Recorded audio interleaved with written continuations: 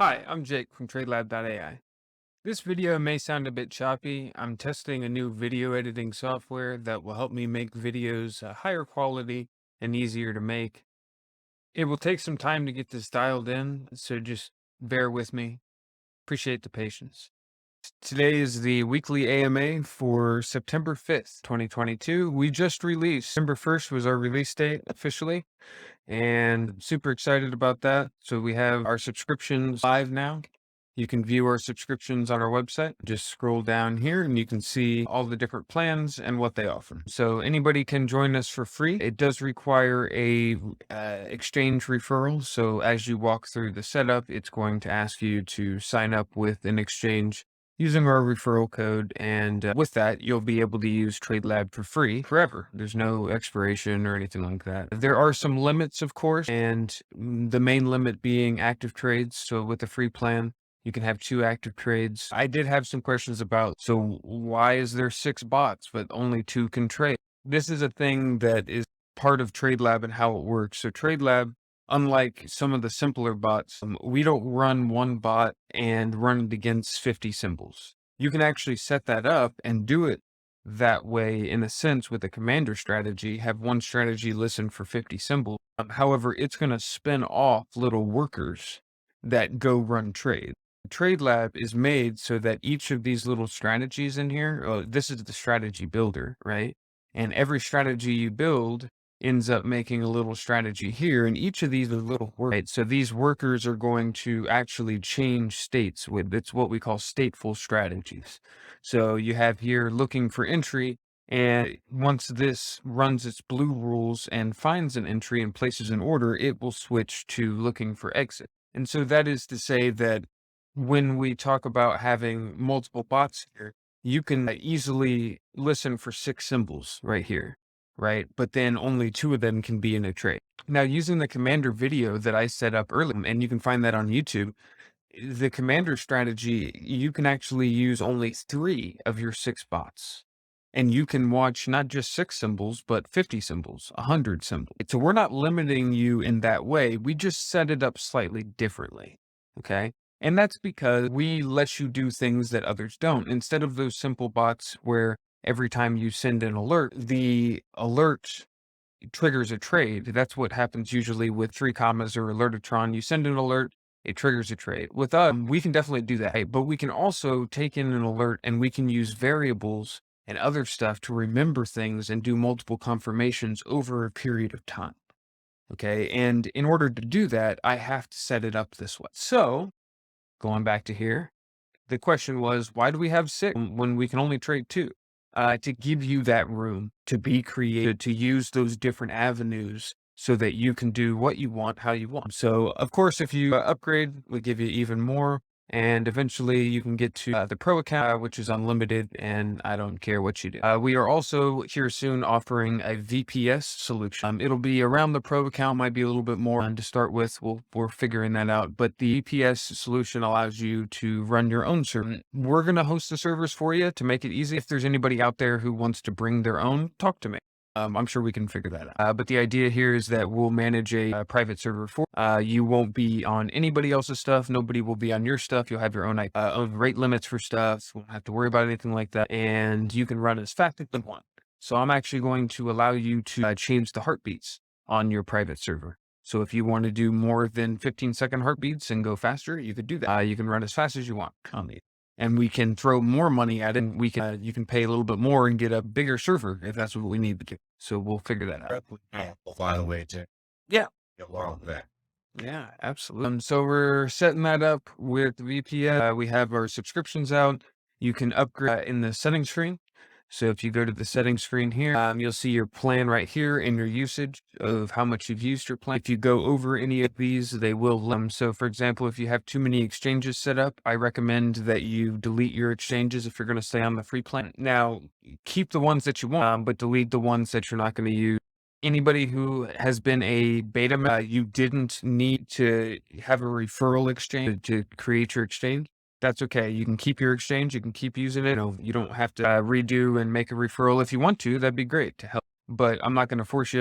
As a thanks for helping us out during beta, you can use the free plan with your own exchange. So I do have a couple of announcements to make, some things that are here or that are coming, some new features. So I have been working very hard on the P&L.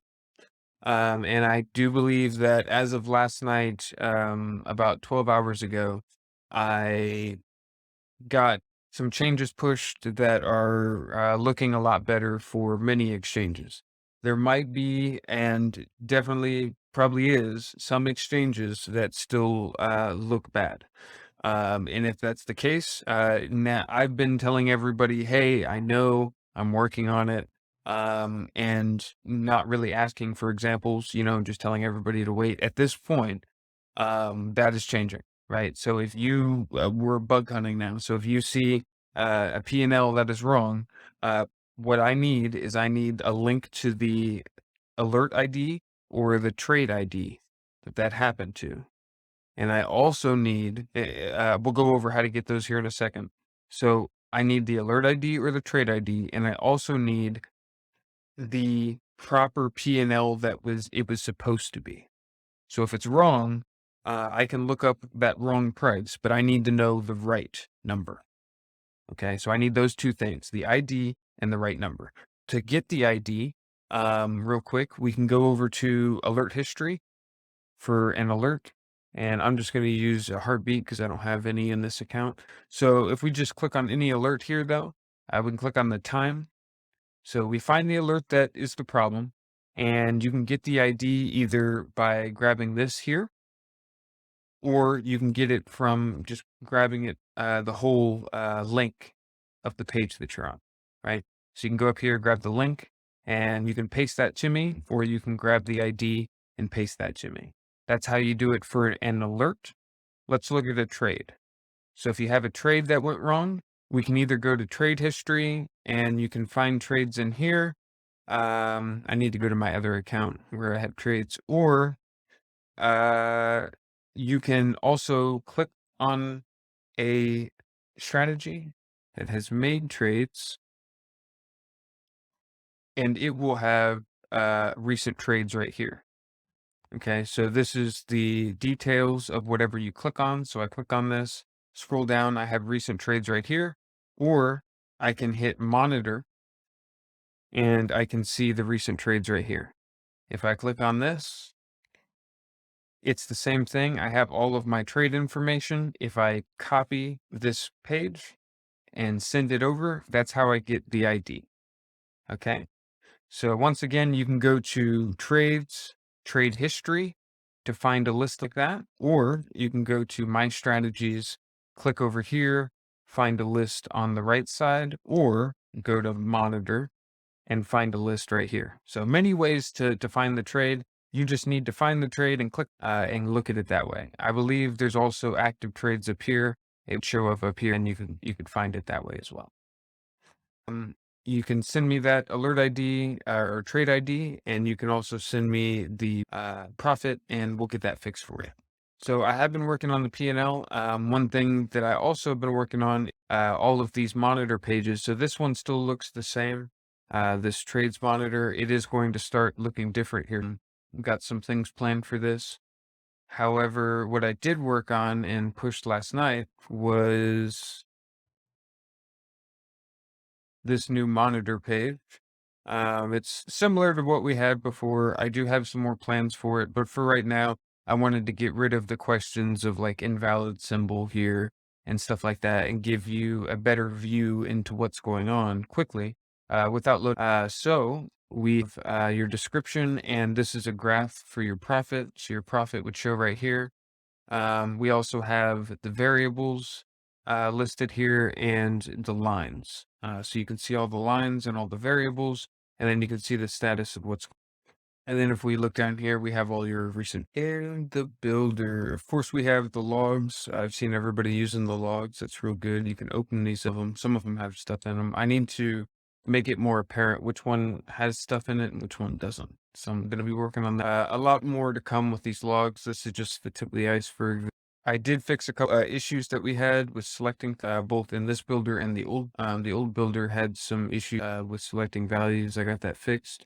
So if you still want to use that, let's go ahead and talk about something that's coming here soon and something I've been working on, but I need you guys' feedback and help to figure out how I need to do this. I've had a lot of people ask me for risk-based amount. Okay, so people want to be able to put in how much they want to risk and then automatically calculate the actual amount that the order should be. I already do this for you in terms of, hey, I want to use 5% of my balance. So I'll take 5% and put that in but this is slightly different in the sense that I want to risk 5% based on my stop loss. And I would like to put more of my money in the trade. I've been building that calculator, but only risk some of it, only risk 5%, right? A lot of the people that I talk to and a lot of the calculators that I look at don't include leverage and they don't really talk about how to handle that. A lot of them are for Forex. And when it comes to handling this in the proper way, uh, just being given the amount that you want to risk and the stop loss. I have reached a road where I feel like I am missing information. I need additional information other than those two, just the stop loss and the amount you want to risk. So what I've found is I need one more piece of information, and it's one of two things. And it's sort of up to you guys. Maybe we do both and have you guys pick. I don't, but I'm just trying to figure out what's useful. Okay. So I need to know the amount you want to risk. I need to know the stop loss that you're going to use. And I also need to know either the maximum amount of balance you want to use in a single trade or leverage, the minimum amount of leverage that you want to use. What's going to happen is if you want to risk 1% and you have your stop loss set to 1%, without leverage and everything, I would just say, okay, go ahead and use 100% of your right because that's going to risk you 1% with a 1% stop loss. But now you can't open another trade because you've used all of your right. So at that point, we have to say, okay, I only want to use a maximum of like 10%. So then at that point, I say, okay, I can only use 10%, but I want to risk 1%. It's 1% stop loss. So now I need to do 10 times leverage. So now I'll automatically calculate the leverage for you. Or if you don't want to do it that way, you can say, I want to at least use 10 leverage. And then I can calculate that and say, okay, you're going to use 10% of your balance. And I say at least use 10 leverage because in some situations, we are going to calculate, you need 150% of your balance. And at that point, I have to up your leverage to do the math and get you under 100%. So that's about it. That's it's a bunch of math talk, but anybody who followed that, what are your thoughts? How should I present this to users? What do you guys want to enter for your okay, last is best. You would much rather put in your minimum leverage. And if it needs to be more, fine, but you're going to put in your minimum leverage and that will determine how much you actually end up using based on your stuff. Because you're going to say, I want to risk 1% and it'll usually do 100%, but you're going to say, I want to do 10 times leverage. And then at that point, we're going to 10% basic. This is actually a good segue into one thing that I meant to back in the old legacy builder. I had these and people fell in love with these calculations showing you what's going on. Those are coming. Those are coming. I don't exactly know where I'm going to put. I've been experimenting. So if anybody has examples or suggestions as to where you might want to put, I thought about just putting them in here, but I didn't want to clutter it up or make it hard. It might be part of a different panel or something. But yeah, so those are coming. So any thoughts on the I did hear Zell's opinion. Appreciate that, Zell.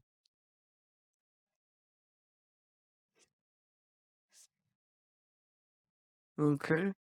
So I will take that into consideration. I was leaning towards the second one as well. I just didn't know what people expected. I'm gonna try to get some more opinions on it. Might post it in chat. But that's where I'm at with it right now. So I appreciate that. Appreciate that feedback. Um, so yeah, guys, that is the majority of my spiel for this week. I think we've covered most of it. As I do more of these videos, we'll be overhauling the education page. And let's just talk real quick about the roadmap and what is coming. So we just released. So right, I get to go on vacation and go home. No. Uh, there's several big things coming.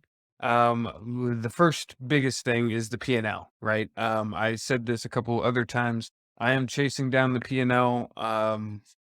Ferociously and trying to make sure that that gets accurate. The P&L was accurate before, and I added more and more features, and it got to the point where I knew it was only going to get worse. And so rather than try to keep up with the P&L as I added more features, which would have slowed me down in terms of development, I decided just to tell everybody, hey, just use the exchange as the source of truth for the P&L. And once I got to this point, which is where we're at now, this is when I would finally get the P&L done. I did want it to be done a couple weeks ago. It has taken a little bit longer, supporting some other things and answering questions and all that. But we're almost there. I think the changes that I made with the P&L recently are some good ones, and we'll continue to make changes until we get that P&L right. So that is to say, I'm not doing anything on the roadmap or anything until that is done, and until I have these new videos out and people are happier with the amount of help that's out there with the new builder and learning and that sort of stuff. Then I can start focusing on new features, and I don't expect that to take too long. Should be a couple more weeks, and we should be able to get back to development, hopefully. So, what's coming up as far as the roadmap is one of the first things is we're going to be looking at new uh, API integrations for other markets. So, stock trading, Forex. I am still looking at MetaTrader. There's some downsides to MetaTrader, just that you have to run it yourself or in a VPS. Some people have accepted that, and I think it's something that we definitely should do. We are looking at some APIs that we could pay for, perhaps, that would actually give us access to multiple brokers and stuff all in one. Sort of like what we use with crypto, but it's free and open source. There's not that many out there for Forex or stock markets that are open source that connect everything like that. But we might be able to pay for one and get it set up quickly and make everybody happy with that. So looking at that, what's that? Can you please share your roadmaps? Sure. Let's look at that.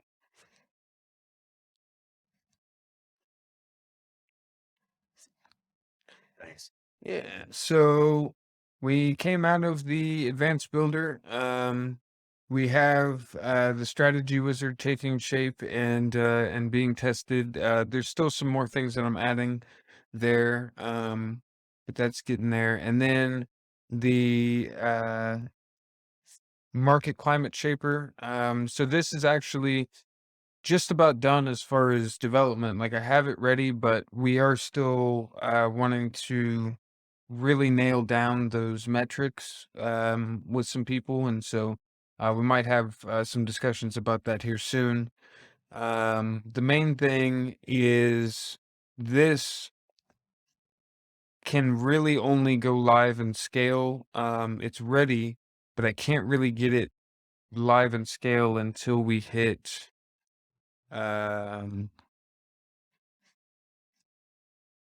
I don't think I ever put it on here, but TALib, right? And so let me create an epic for TA.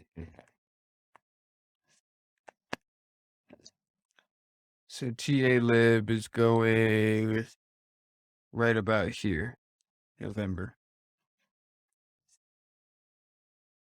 Great. TradeLab. That was Yes. So right around here, November through December is when we'll be doing TALib. GAlib is very important in the sense that it will provide us live TA data. So I will be taking the chart data directly from the exchange, feeding it into separate servers that we're going to be running that just crunch numbers all day for GAlib. They're going to be doing it as fast as they can. They put it into a big pool of data. At that point, I can go and check that data anytime that I want, and it'll just stay updated as fast as it can, right? So every time I go check it, we should get a new value or, the last value that we had, but it should be updating fairly quickly. But that is that also means, because it's cached that way, that I am not going out and trying to compute that RSI or anything. It's already there and I'm just grabbing it. So it's as quick as possible, which is important for when we're running our rules, right? To go very quickly. So the idea there is that, I mean, as you can imagine, there's hundreds of symbols and dozens of exchanges, and all of those have dozens of technicals, RSI, volume, all those.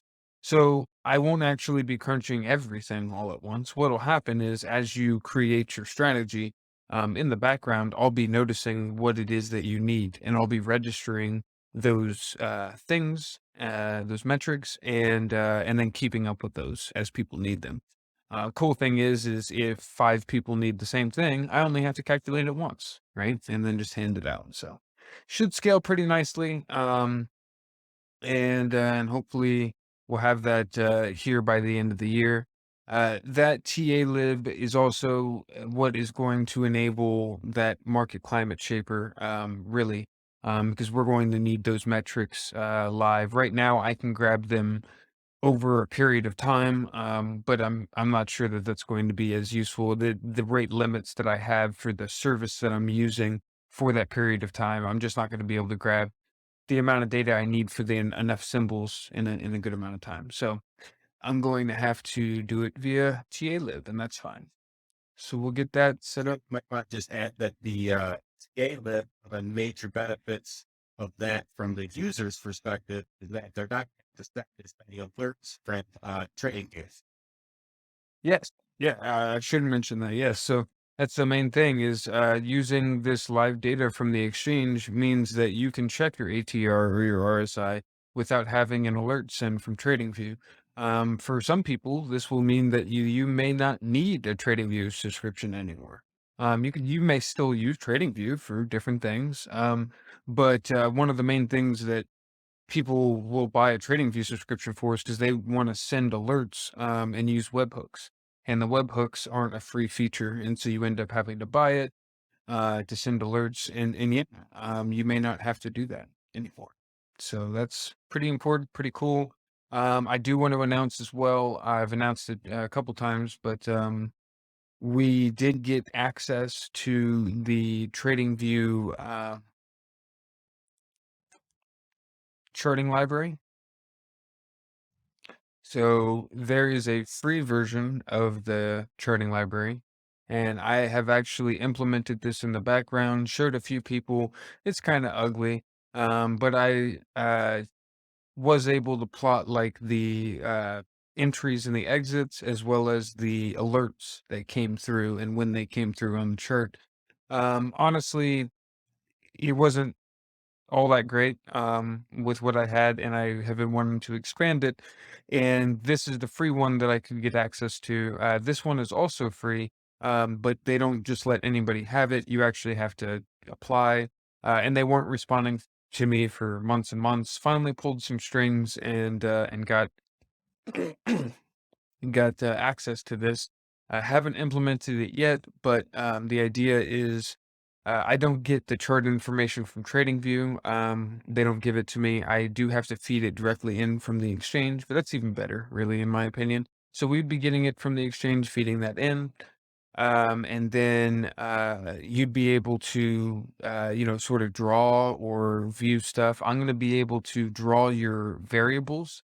So you could make a variable that's a number, and you could check to say, hey, this is a line, and I wanted to draw this line. and I could draw it for you there, or I could, of course, draw your TPSL lines for you, and all of that sort of stuff. So you can draw there. You can also use the tools at your disposal to draw. You can use indicators here as well, but it's not going to be the community indicators or the strategies. TradingView will never allow anybody to do that outside of their website, and that's just their, protecting their brand and their product. They will give you the basic RSI, the basic ATR, all of those built-in things are available in this chart, and I'm going to be integrating this chart into trading or TradeLab. And if you can imagine, so we're here in the builder. This builder is actually made to support this, and I have been thinking about design and trying to do all the things that I want. So we have a file menu up here, and we'll have different layouts here soon. And these layouts are comprised of these panels, and these panels, you can actually move these panels. So, and you can dock them. So I can actually rearrange this however I want. And I can um, also make different tabs. So if I wanted to put this in here, now I have tabs, right? And if you can imagine, I could drag this, put it down here, but I could also have a TradingView chart right here. Switch over to the tab and look at that. And hey, if I wanted to look at my chart and my rules at the same time, no problem. I'll just put them side by side, right? Put my rules over here and my chart over here. And if I can't read now because this is too skinny, I do have a single, and now we can look at it like this, right? So we're getting there. We're getting to the point where this should be very dynamic, right? And you guys should really be able to customize your workflow and do whatever it is that you want to do. I also mentioned that this cool layout system should be coming to the dashboard as well. So if you can imagine creating your own dashboard and having different panels and resizing things and showing things the way that you want here on the dashboard, right? So those are things that are coming. Smaller things that I don't exactly know when they're coming. The larger things obviously are the market shaper engine, TAlib, the chart for sure is a big thing. And then we're also working with several creators right now who are excited to bring this to their communities.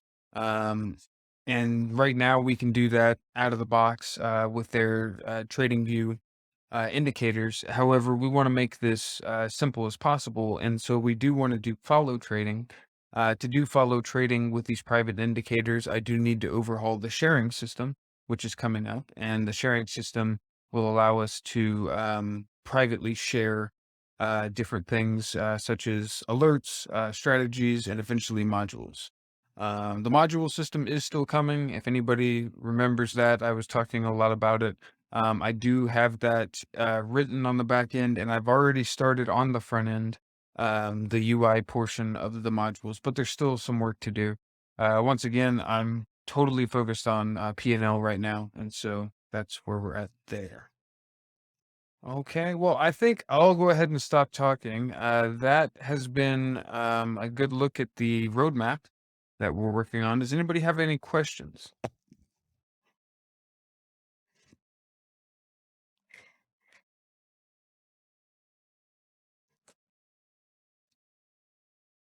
All right. Malix, once again, if you are saying anything, I can't hear you. You can always type in the chat and I can read it from there.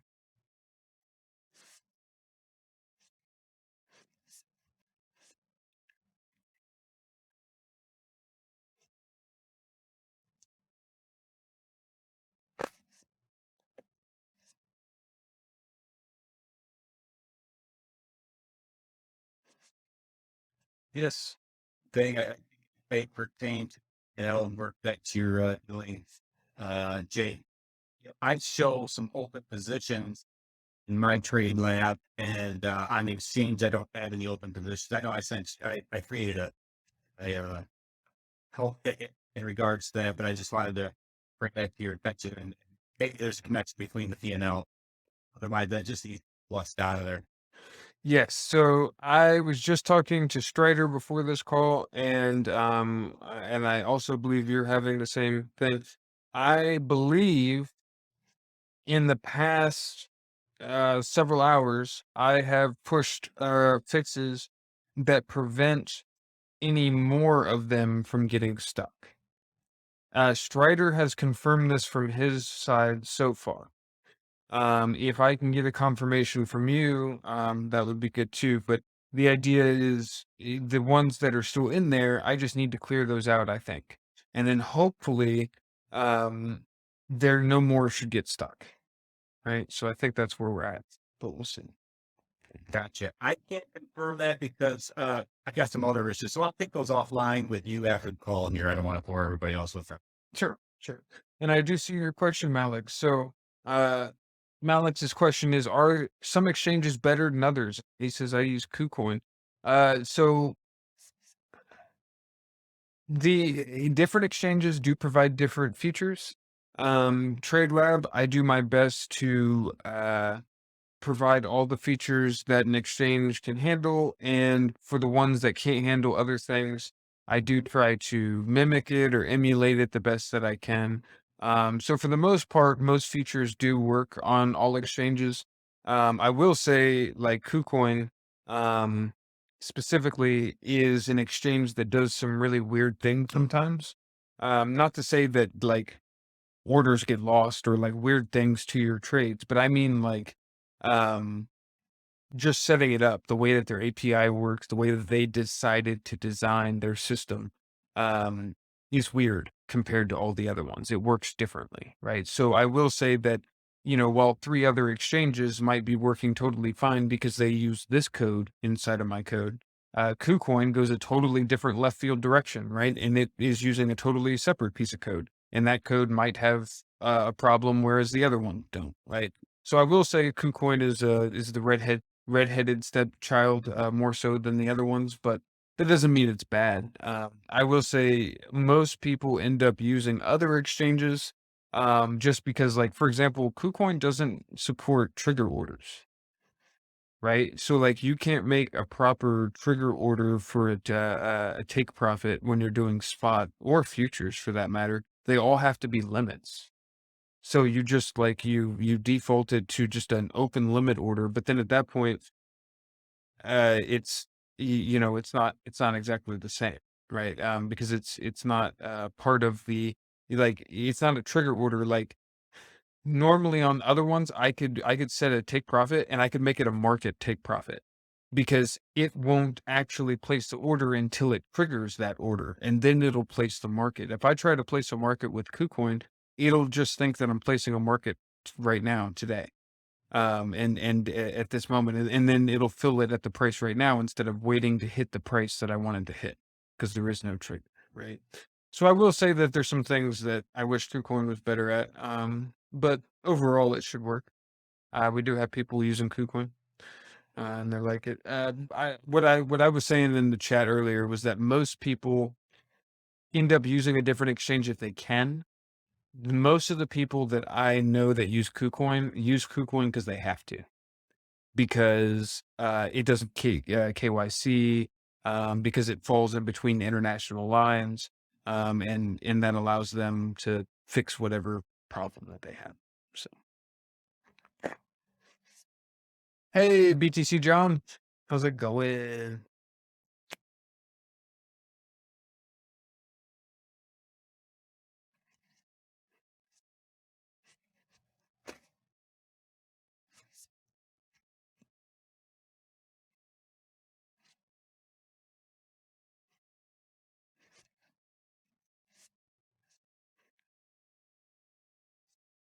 Yes, yes, yes.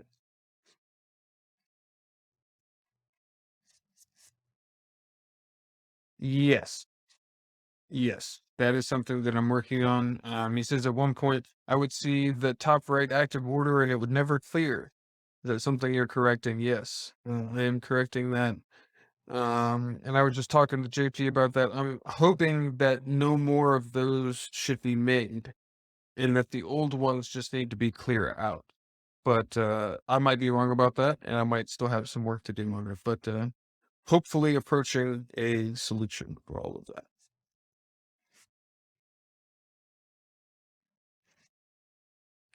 In general, that should not affect actual functionality, right? If it was, it would be a much bigger issue. But it should just be like UI issues. And I've told people for a while, because I'm working on the strategy or the stat. I mentioned this, you were here. But long story short, I told people to use the exchange as the source of truth. So just check that for now, and yeah, we'll get that all sorted. Very good. Yes. So, is there anything else? I think I'm towards the end of my spiel. I did record it. So if you missed anything, John, I'm gonna go ahead and put that out there. Recording. So, not all is lost. But was there any other questions? Anything that anybody wants to go over? An example that you want to see? I got a quick question. That's okay. Yeah, go for it. So I'm thinking about like the power of what we have is like the global variables, like higher trend frame, trend filters, that sort of thing. Could you just create a strategy that just lets certain um flags on and off, and then all your other strategies reference those global variables?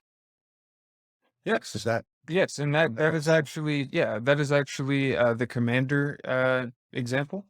That's what I nickname a commander strategy. Okay. And the okay? commander, Like what's that? yeah. So I actually have a commander strategy example as a template in community strategies, and it is paired with a worker one and worker two strategy. So all of these go together, and these strategies are together with a video that I have, which is Yeah, on my list. Okay. Into those. Yeah. So this is the commander strategy setup. Should be right here. Yeah, and then this one basically it's in the old builder. I'll be remaking this in the new builder, but it gives you the basic concept, right? Which is a commander strategy is a strategy that listens for alerts from many different symbols, many different whatever, but it itself never places a trade. Instead, the commander strategy flips on variables and configures different sets of data for other worker strategies that actually open up the trades. So you could have one commander strategy and 20 worker strategies, and you could have 20 trades open at one time, right? And it's That was my question. Do you have to explicitly like make those together, or like if I have a global variable that says Mhm. Bitcoin 30-minute buy, Mhm. true or false, and I have a Bitcoin 30-minute. Yeah, that's the only link. That's the only link that you need is the global variable and whatever changes that and whatever listens Yeah, to it. Yeah. that's awesome. That's great. So that really opens up a lot. It's very powerful. Yes. I'm glad that you see that. That's good. Yes. That Well, is. that's what got me about this whole platform is like, you know, every single algo out there, the TradingView algos, the limitation is that none of them reference any higher time frame trend, like to filter out their buy sell signals. Then once you actually start doing that, they actually start working. Right.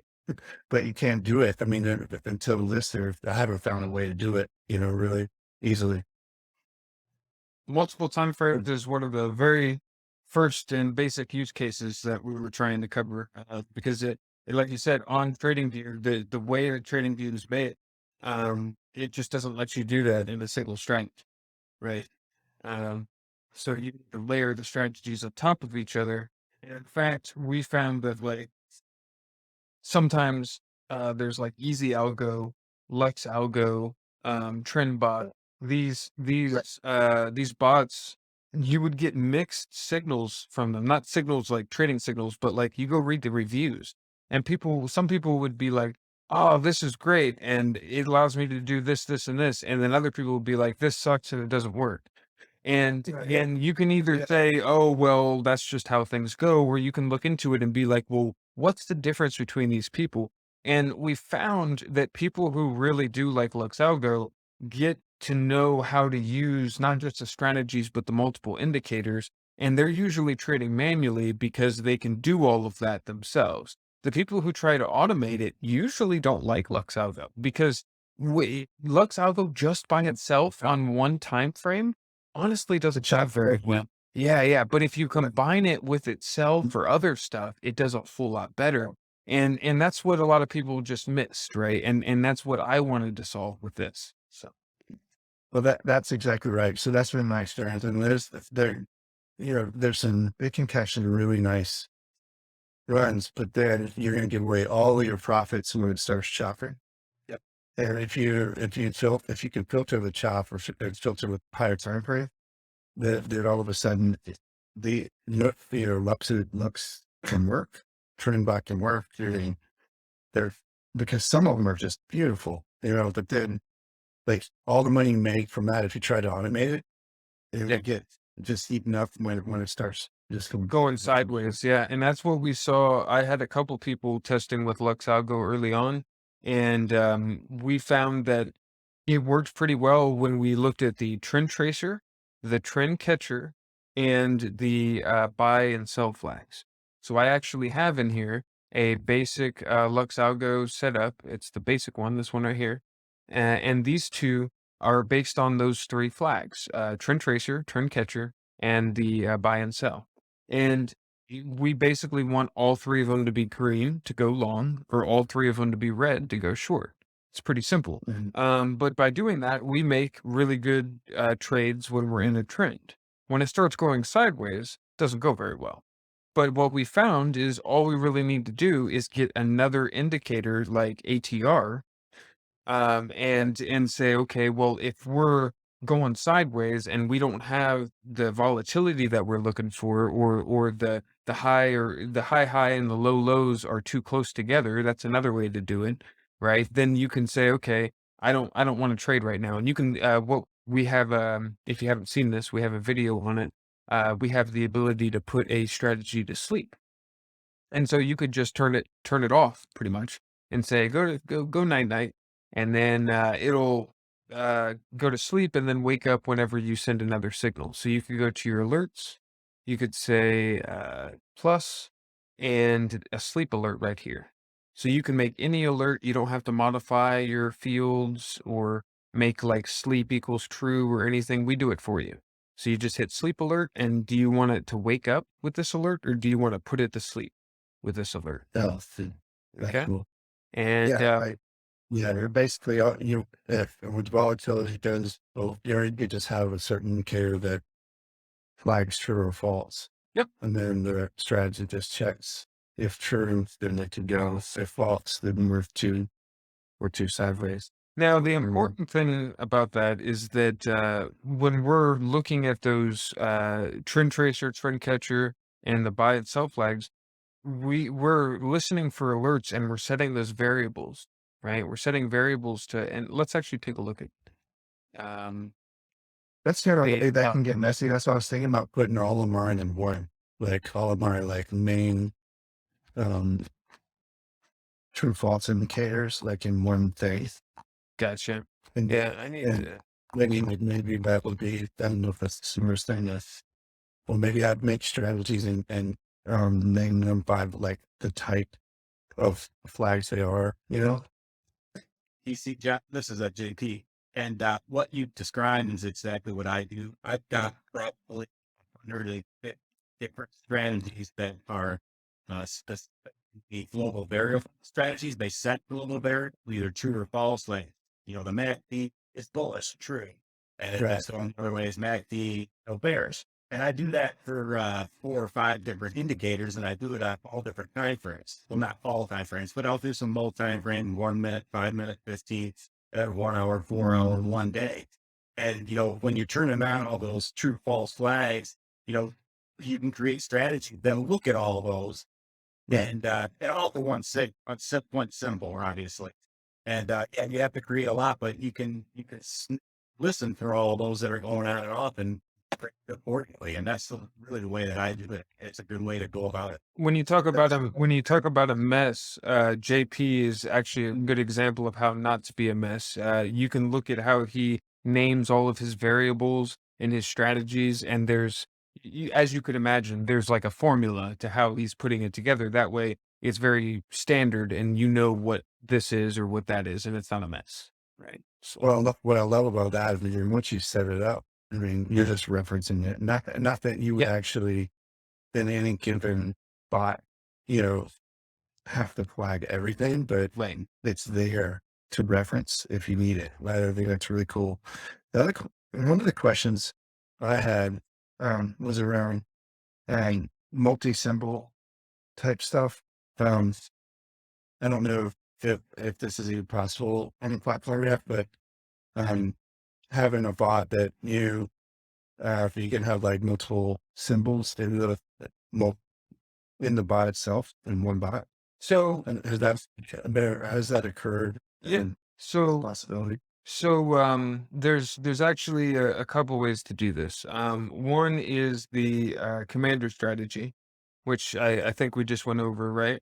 The commander strategy lets you there's a template out there, and that allows you to basically have one strategy that listens for information and then sends stuff using global variables to those other worker strategies. So you can in that one strategy listen for multiple, and then the worker strategies are just there to run any logic that you need while you're in the trade, right? But to hit home here, TradeLab does have one strategy and one, bot, one worker per trade that's going on. So every trade that it's going to fill up one of these slots. And if this is open with a trade, it's not going to open another trade until it's closed. But that doesn't mean that you can't have one strategy just by itself, no commander, no anything. You can have one strategy that changes its symbol on the fly. Now, it can't open two symbols at once. You would need, two strategies for that. But you could have a strategy with this is what I call a morphing strategy. It's a single strategy that morphs its symbol based on whatever it hears, right? So you could listen for a screener or something like that. What's that? So like whichever symbol you pass to it, Yes. it will allow if it's not already in trade. Yes. So do you want it like, I'm coming from a literature and three corners. So a lot of the stuff I've used over there, I'm like trying to recreate and get my feet wet here. So like if I wanted, so like on three corners, you could have 20 symbols and, on a DCA bot, and you would pass the command gen TradingView would have the symbol that you wanted to trigger. But you could also say, there's 20, but I'm only going to run 5 at one slide. The way to do that here would just be say, create the strategy, clone it 5 times, name 1, 2, 3, 4, 5. There you go. Yes. And that's how I would replicate. And let's talk about how to do that easily. So if I have one that I want to clone, I go over to here and I hit clone generator. And now I can hit 1, 2, 3, 4, 5, and I can go into here and change the symbol on each of these. So I would need to select my exchange that actually has symbols. Oh, it just took a second to load. Yeah, so there's symbols there, or I can go to like my test Binance or Phemex. Right here, test Bybit. Yeah, and grab different symbols. You can change the exchange. You can do whatever you need there. If each of them need their own amounts or their leverage, you can change them there. Name them whatever you want, and then hit finish. And now you got 5 clones of that one. That's good. Makes sense.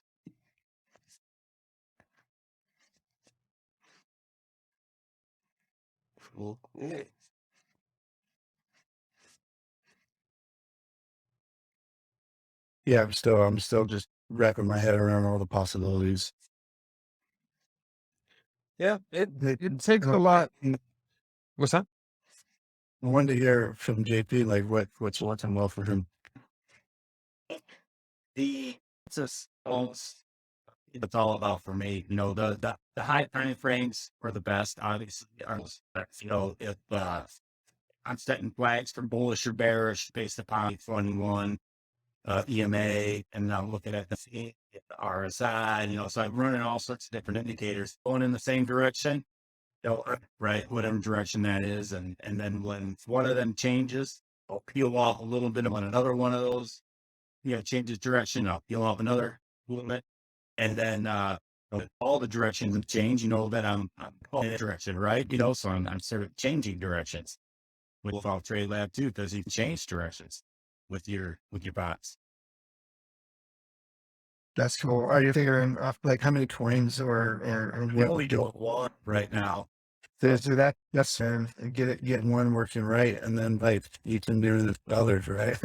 Yeah, and I haven't even touched on these strategies that Jake, and you know, I'm sort of confused on how to do it. Quite honest with Jake, I've been around a while. I'm hoping that the next time they do it, start to finish with a couple coins. You know, so you're some launching BTC trade, and you're launching a Solana trade, and maybe you're launching another. So then we can follow this and start to finish, because then you sort of hops through it too quick.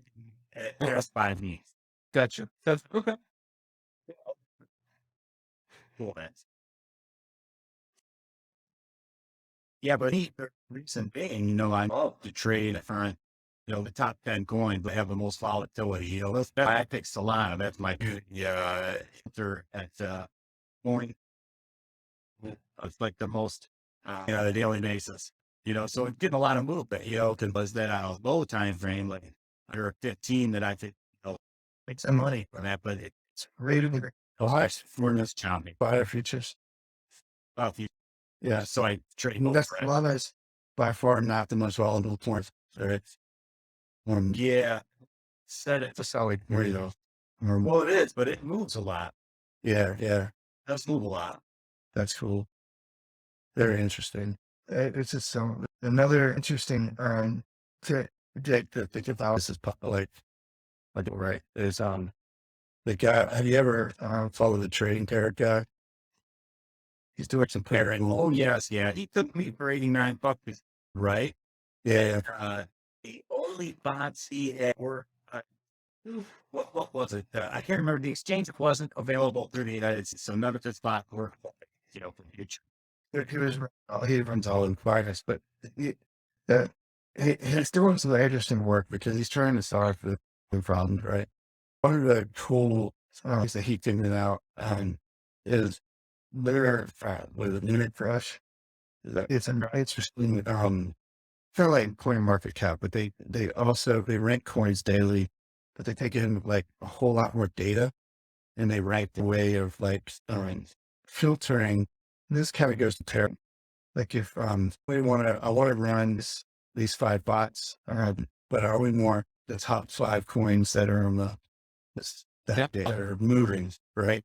Mm-hmm. So feeding external data to determine what to run. Well, not only that, you can also, I meant to mention this earlier when I was talking about the commander strategy.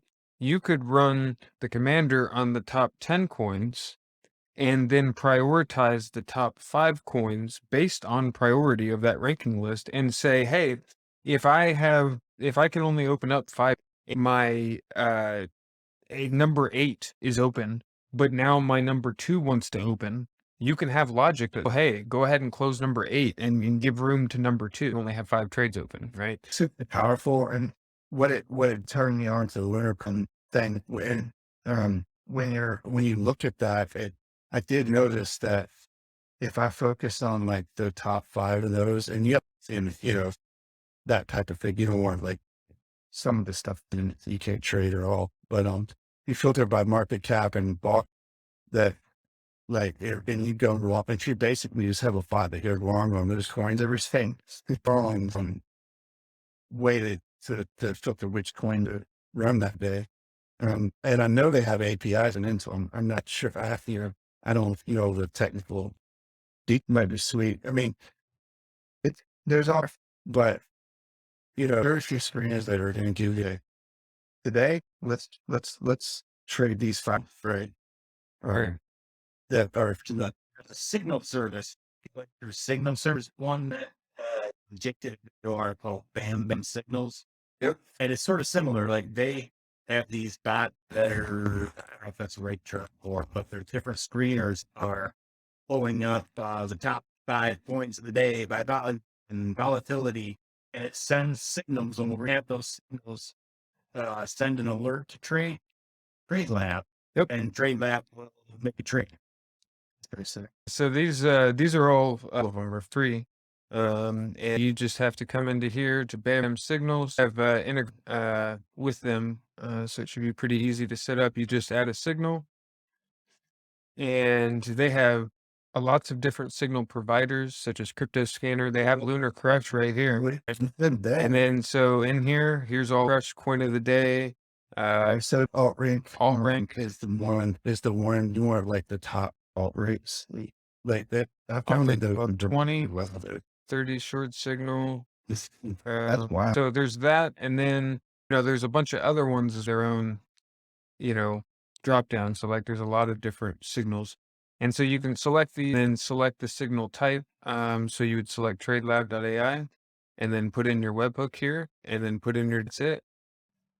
And then you select what exchange that you want. This exchange doesn't actually, so like Bybit isn't here. And I asked them to add it, but they haven't. It really doesn't matter. If you select Binance, it doesn't. So this is mainly for like 3 commas and other that do stuff like that, but us up without that. So, but yeah, you do that, and then you hit save, and good to go. There you go. Now you got it. That's awesome. Yeah, so many possibilities. Yeah, and by the way, I wasn't just there. I was just a little disappointed that I paid $89 for a 1+ membership, and I went in there and everything was from Binance. And as a U.S. citizen, I couldn't get to the Binance, and it was all about Trace. Couldn't do it. No, totally understand. I was still in there. One of the things seeing what he's got, but he's just had an interesting, so one of his things, he has these orchestrator signals, which we've already, where he's using higher time frames to turn off. He only does 3 times. So it's like, he's using the orchestrator segment on a 1 hour, Bitcoin or whatever, turn off the bots. We have waiting control already inside TradeLab. Now he does have an indicator called the which I find very interesting. I'm trying to briefly and it's a very good indicator. So I'm trying to recreate that before I lose access. You know what I mean? The hive, and what it is, it's really because he's takes all of the divergence and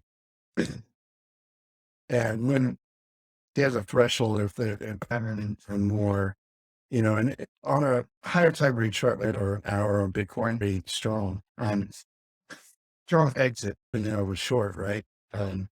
But yeah, pretty cool. I mean, but there are other divergence indicators, but none that take the confluence of like 20 different divergences, and they have to be so there have to be a certain number of them in on a certain bar for it to trigger. And it's a really, really good exit signal for maybe an entry for a short. But he only does bearish ones. I don't understand why they don't do bullish ones, but it's interesting. So I'm playing with that and a couple other bounce out of there. He's not doing anything, and he already like TradeLab. The orchestrator signal thing is really cool, but I can do more than that right now. You know what I mean? Talking about the trading pair, he has orchestrator signals. I actually reached out to him to see if he was interested in Bybit. Yeah, what did he say? I haven't heard anything back. Oh, very well. That's the answer.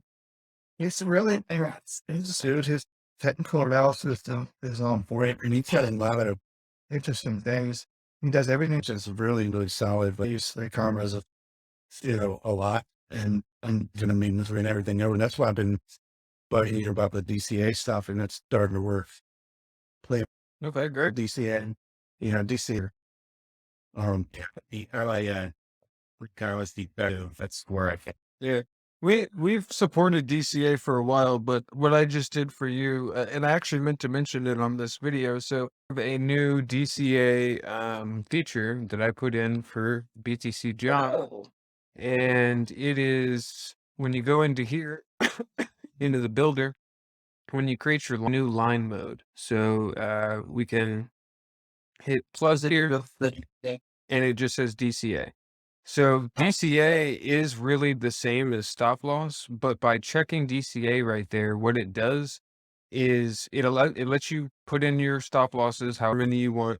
But what it does is it adds an additional check that says anytime that this gets hit, I want to the other lines, right? And it's going to reset all of your charged DCAs. And any that have a percentage or USD based relative. If they are exact price, it's not going to move them. Prices are exact. But if it's a 7% or 1% or whatever new entry, average entry position because you DC, and it will recalculate those taken stop lines. So we used to have to and you would just say, you would touch it basically. So you would say, hey, take my strategy line, and I would just say active and then just make it true. Even though it already is true, just by doing that, it would have reset the line. Right. And so we would check to see if our DCA line was hit. Right. So we would say lines is my DCA, whatever it is. If that's hit, then do that. Right. But we don't need to do that anymore because we have that DCA feature. So there. Nice. So that's actually a really good example of like, there's the whole reason that I built it this way is when somebody comes and asks me, hey, can you do this? Many times the answer normally would be no, because I didn't think of that and I didn't program it in yet. But because I have this rule system, even though it's a little complicated, and even if people don't normally use it, they can come to me and say, hey, can I do this? And my answer can be yes, because I can show them how to set up a rule to do that. And then if I find that many people want to do that, I can just make a simpler way to do that. So I've had several people ask me about this DCA thing, and it's like, well, you know what? Let me just, I was typing an answer to you of like, well, you need to put in a rule to do this, and I was like, you know what? Let me just let me just put this in and not have to do it anymore. No, it's like this. You can entirely copy or replicate what Free Commerce is doing. Yep. But when that, you've just knocked out their main business proposition. Well, so actually our plan long term. I don't want to have to go in and make the rules every time I want a DCA bot. Right. So this line, it's it. I have to like I don't want to have to do all that shit. I would not want to do that. Sure. I would just. I was even near that feed code. Another weird idea. You know what it is, but what if after he filtered all the rules, it triggered a webhook and a command that went out to somewhere else? Yes. So we do have the or we don't have the ability right now, but I am planning on adding the ability to just as a rule action send an API call, right? And then you could send that to whatever webhook you wanted. What do we do plan though? Enter frameworks, filter through your rules here, and just send it off to the calendar. So Easy, but So one thing that we do plan on doing is, and you could do that if that's what you wanted to do, but as far as competing with three commas, three commas has DCA and grid bots, and they are simple bots in the sense that you could have one DCA bot and it runs on 50 different symbols, And that one bot can open 50 different positions of those 50 symbols in that one bot. With us, you would need 50 different bots, and that sounds like an issue and a pain, and I get that. And so the thing is I've explained this earlier in the call. The reason for that is because of our variables, because of our rules, the way that we have stateful strategies, we have to have them separated. But we do plan because we get that feedback of, oh, I want it simple, and what three commas had for me was fine.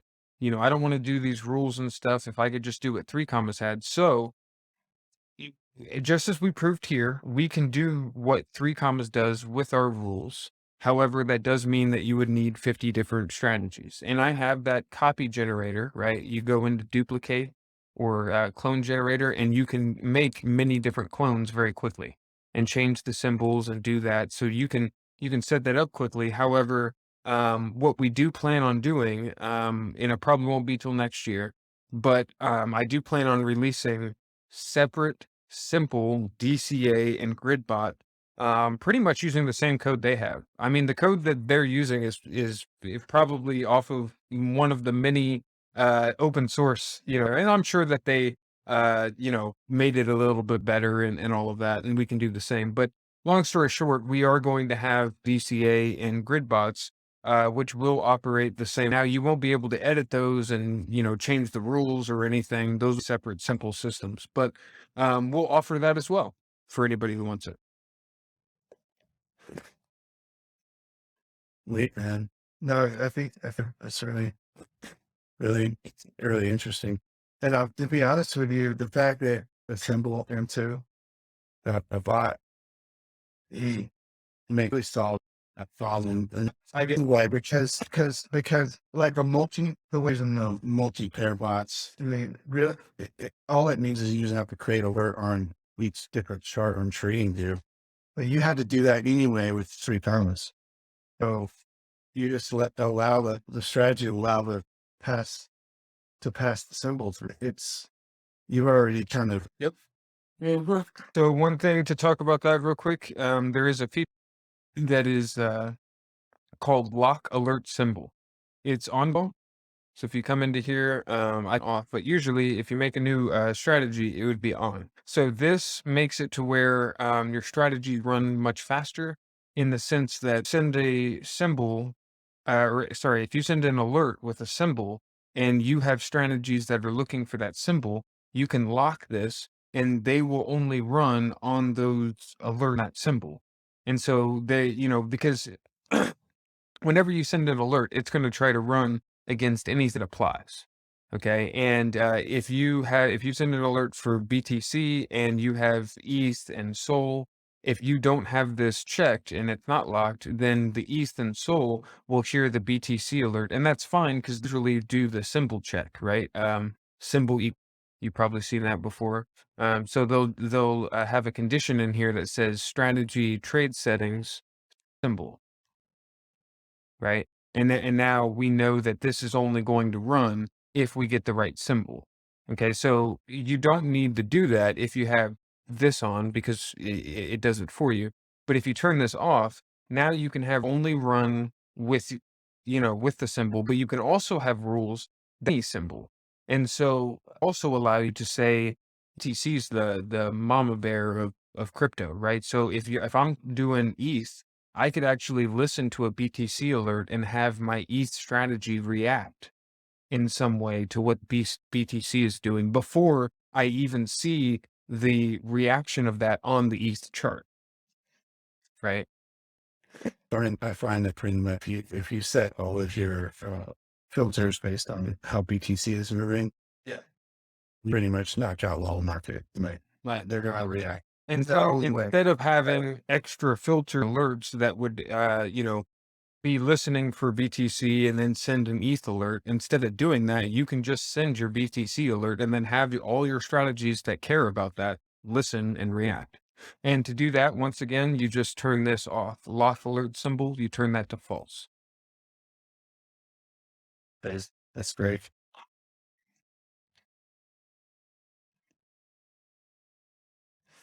Love it.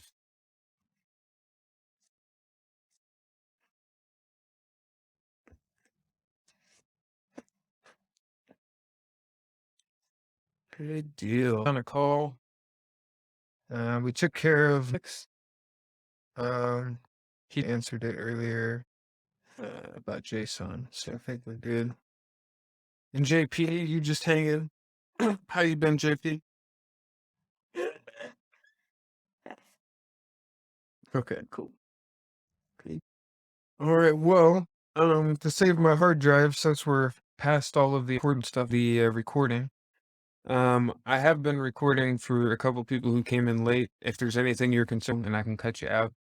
But I usually record the AMAs. Thanks for watching, everybody. This has been weekly updates for September 5th, 2022. I appreciate you watching. If you liked it, go ahead and leave a like and consider subscribing for more. Appreciate it, and catch you guys next time.